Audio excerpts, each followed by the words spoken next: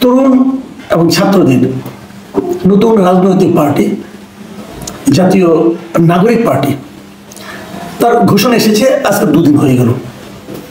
এটা নিয়ে আলোচনা হয়েছে নানা প্রসঙ্গে, আমিও 2 দিন আলোচনা করেছি।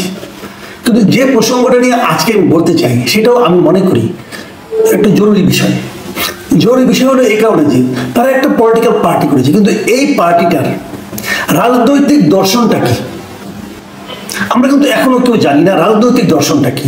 তারা 2-3টা কথা বলেছে, মানে যেগুলো নতুন কথা বলে আমার কাছে মনে হয়েছে, এবং অনেক যারা ওখানে ছিলেন, যারা পরে শুনেছেন বক্তৃতা, তাদের কাছে মনে হবে।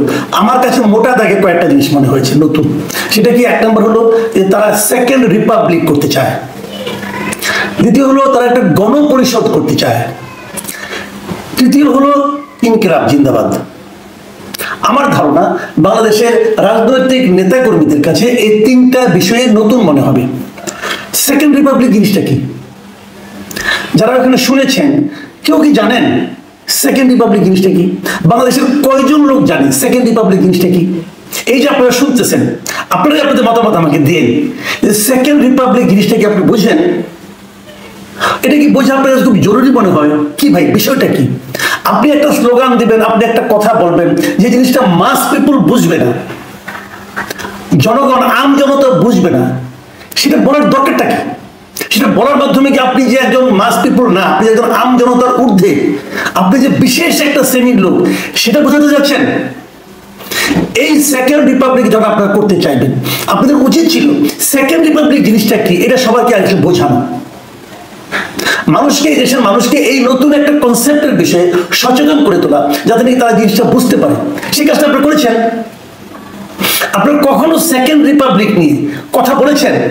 কেন এটা সেকেন্ড রিপাবলিক? কেন এটা থার্ড না, ফোর্থ না, ফিফথ না, কেন না? আপনারা ফ্রান্সের উদাহরণ দিচ্ছেন। ফ্রান্স যখন রিপাবলিক হয় প্রতিবারই তার কি হয়েছিল? রাজতন্ত্র ছিল। রাজতন্ত্রকে সরিয়ে তারা একটা গণতান্ত্রিক প্রক্রিয়া করেছে, that was called republic. First রিপাবলিকের পরে আবার রাজতন্ত্র চলে এসেছিল, আবার সেটাকে সরিয়ে তারা সেকেন্ড রিপাবলিক করেছে। তো এখানে রাজতন্ত্র কোথায়? এখানে তো একটা গণতন্ত্র। হ্যাঁ, আপনি বলতে পারেন এরা গণতন্ত্রটাকে পরিবারতন্ত্র পরিণত করেছে, হতে পারে, আমি এটা অস্বীকার করি না। কিন্তু পরিবারতান্ত্রিক 2-3টা দলের বাইরেও তো দল আছে, আপনারা সেরকম একটা দল করতে চান, করবেন, কোনো সমস্যা নাই। কিন্তু আপনারা কি এই বিষয়টা, এই যে কনসেপ্টটা, এই কনসেপ্টটা কি সাধারণ মানুষের কাছে পরিচিত করতে পেরেছেন? যে জিনিসটা কেউ চিনেই না, জানেই না, সেটা আপনাদের মূল লক্ষ্য, আপনারা সেকেন্ড রিপাবলিক করবেন।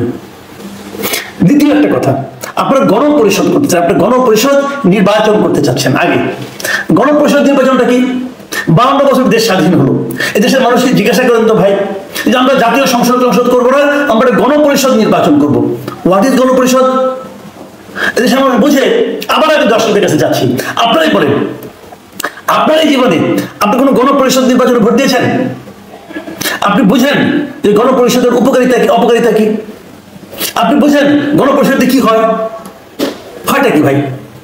মানে অচেনা জিনিস কেন নিয়ে আসছেন? আমি এই জিনিসটা বুঝি না। মানে অচেনা কিছু আনলে কি মানুষ আকর্ষিত হবে? মানুষকে বোঝাবেন না আপনারা যে হয় গণপরিষদ। হ্যাঁ, আপনারা বলতে চাচ্ছেন আপনার সংবিধান পরিবর্তন করবেন এবং নতুন যে সংবিধানটা করবেন সেই সংবিধানটাকে পাশ করার জন্য একটা গণপরিষদ ইলেকশন করতে হবে। গণপরিষদ করা গেলে গণভোটে দিলেই তো হয়ে যায়। তারপরে আমি বলি, জিনিসটা হলো আপনি গণপরিষদের কাজটা কি? একটা সংবিধানকে আপনি অনুমোদন করবেন, করার পর ওই পরিষদের কাজ কি? আর কোনো কাজ নেই, তারপরে ভেঙে দেওয়া হবে। সংবিধান অনুমোদন হয়ে গেছে, তারপরে এই সংবিধানের আলোকে জাতীয় নির্বাচন হবে। এই নতুন যে সংবিধানটা হলো, যেখানে কি গণপরিষদ আপনি পাশ করলেন, তাহলে একটা গণপরিষদ নির্বাচন করতে কত টাকা লাগতে পারে সারা দেশে? কোনো ধারণা আছে? টাকা কি বেশি হয়েছে ভাই? আর করলেন কয়দিনের জন্য, কি কাজের জন্য করলেন? খালি একটা সংবিধানকে সংশোধন করার জন্য করলেন। তো আমাদের এই সংবিধানে কি নির্বাচনের কোনো ব্যবস্থা নাই? আপনারা বলছেন এই সংবিধান একদম নষ্ট হয়ে গেছে। কি কি নষ্ট হয়েছে? এই সংবিধান নষ্ট হয়ে গেছে, এই সংবিধানটাকে আলোকে কি নির্বাচন করা যাবে না? একমাত্র আপনাদের উর্বর মস্তিষ্ক থেকে বেরোচ্ছে যে এই সংবিধানের আলোকে কোনো নির্বাচন করা যাবে না। তাহলে নির্বাচন কমিশন, সংস্কার কমিশন করলেন কেন? এই সরকার কেন করলো? নির্বাচনী ব্যবস্থার সংস্কারের জন্য যে একটা কমিশন করা হলো, তারা তো বলেছে কিভাবে সংস্কার করা হবে, কিভাবে নির্বাচন করতে হবে। সেই অনুযায়ী নির্বাচন করলেই তো হয়ে যায়। 2-2টা নির্বাচন করার দরকারটা কি?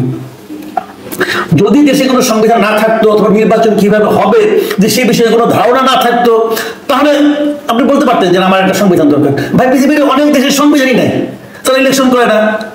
যুক্তরাজ্য, ইউকে, যেটাকে আমরা ইংল্যান্ড বলি, ওরা তো কোনো লিখিত কোনো সংবিধানই নাই, ওরা কি ইলেকশন করে না? তো আপনাকে গণপরিষদ করতে হবে কেন? কোনো কারণ নেই। তো এইগুলি হলো কি আলোচনার জন্য আলোচনা, কথার জন্য কথা, মানুষকে অচেনা শব্দের সঙ্গে দিয়ে হঠাৎ করে আঘাত করা। দেখো আমরা এটা করতেছি, আমরা সেকেন্ড রিপাবলিক করব, আমরা গণপরিষদে নির্বাচন করব।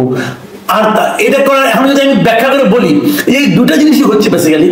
এগুলো করতে চাওয়ার মানে হলো গিয়ে নির্বাচনটাকে বিলম্বিত করে দেওয়া। আপনি একটা গণপরিষদ নির্বাচন করতে চান, করে তারপরে এটাকে সংবিধান সংশোধন করবেন, তারপর সেই সংবিধানে আরো ইলেকশন হবে, মোটামুটি বছর 3 লাগবে এই কাজ করতে। এটা আপনাকে এখন করতে হবে কেন? কোনো কারণ নেই। আপনি সংবিধান সংশোধন করবেন, সেই সংবিধানটা কোথায়? প্রস্তাবটা কোথায়? সংবিধানে যে প্রস্তাবটা আসছে আলী রিয়াজ সাহেবের নেতৃত্বে, এটা কি খুব আহামরি বিশাল কিছু হয়ে গেছে? খুব বিশাল কিছু হয়ে গেছে? এরকম একটা সংবিধানের প্রস্তাবনা কি আমাদের দেশে যারা সংবিধান বিশেষজ্ঞ আছে তারা করতে পারতো না? আমেরিকা থেকে একজন লোককে ভাড়া করে আনতে হবে কেন? উনি তো দেশের নাগরিকই না, বিদেশি একজন নাগরিক। আমরা তো এটা তো জাতির জন্য একটা কলঙ্ক যে এই জাতির জন্য দেশে কোনো লোক পাওয়া যায় না যেটাকে সংবিধান সংশোধন করতে পারে। বিদেশ থেকে একজন লোক আনতে হবে, তাও বিদেশি আসে। এই দেশের নাগরিক ছিল, এখান থেকে চলে গেছে, যে বিদেশি আবার আমেরিকার নাগরিকত্ব নিয়েছে, তার তো এই দেশের মধ্যে কোনো ফিলিংসই কাজ করে না। তাকে দিয়ে একটা সংস্কার করাচ্ছেন, ওইটাকে আবার পাশ করাতে হবে গণপরিষদ দিয়ে, তারপর ইলেকশন করতে হবে। এটাকে মামার বাড়ি আপনার নাকি? হচ্ছে নাকি দেশে? আর কি বলবো, ফিনিশিং আমি বলতে চাচ্ছি না। আর ফিনিশিং কি হলো? ইনকিলাব জিন্দাবাদ একটা স্লোগান নিয়ে আসছে, ইনকিলাব জিন্দাবাদ। ইনকিলাব জিন্দাবাদ কেন? অর্থটা কি? এতদিন জানতাম বাংলাদেশে ইনকিলাব নামে একটা পত্রিকা আছে। ছোটবেলায় মানে যৌবনকালে আর কি একটা ইনকিলাব নামে একটা মুভিও দেখছিলাম হিন্দি ছবিতে, অমিতাভ বচ্চন স্মৃতিতে অভিনয় করে। এই যে ইনকিলাব, সেই ইনকিলাব জিন্দাবাদ। আর ইদানিং শুনি ওনাদের যে পীর সাহেব আছেন, বিদেশে থাকেন, উনি ওনার প্রত্যেকটা বক্তব্য দেওয়ার পরে শেষে ইনকিলাব জিন্দাবাদ বলেন। কারণ এই পীরের মুরিদ এখন ইনকিলাব নিয়ে ব্যস্ত হয়ে পড়ছে। ইনকিলাবটা কি?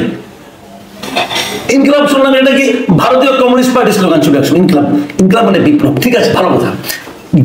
মানে দুইটা বিদেশি শব্দ দিয়ে আপনি এখানে ইনকিলাব জিন্দাবাদ একটা স্লোগান বাই করছেন। কারণটা কি? এটা করতে হবে কেন? ইনকিলাব জিন্দাবাদ ভারতেও বলে, পাকিস্তানেও বলে। আবার নাহিদ ইসলাম বলে আমরা ভারতের মানে পন্থী না, পাকিস্তান পন্থীও না। আবার তাদের স্লোগান নিয়ে নিয়েছেন, একটু পর পরে যে স্লোগান দিয়েছেন ইনকিলাব জিন্দাবাদ। এই ইনকিলাব জিন্দাবাদের সঙ্গে বাংলাদেশের কয়জন লোক পরিচিত?